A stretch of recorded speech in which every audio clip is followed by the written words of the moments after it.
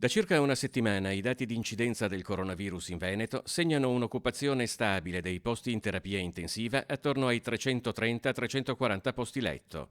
I nuovi accessi sono circa 20-25 al giorno, a sostituire altrettanti pazienti che escono per guarigione o per decesso.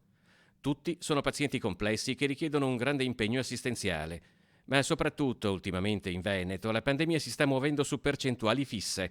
Ogni 200 positivi, uno finirà in terapia intensiva. Se oggi abbiamo avuto 3.600 positivi, vuol dire che di queste 3.600 persone, 14 di loro, entro i prossimi 10 giorni, entreranno in terapia intensiva. Così come circa un centinaio verranno ricoverati in ospedale. Di quei 14, quasi 7 moriranno.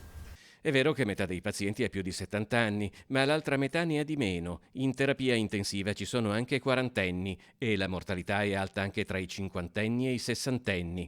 Peraltro, la permanenza in terapia intensiva è piuttosto lunga e sfibrante. I pazienti meno gravi restano 15 giorni e quindi escono comunque con una grave debilitazione. Non è che uno fa un soggiorno in terapia intensiva e poi esce bello come il sole. E che quelli che muoiono spesso ci restano 20 giorni in terapia intensiva.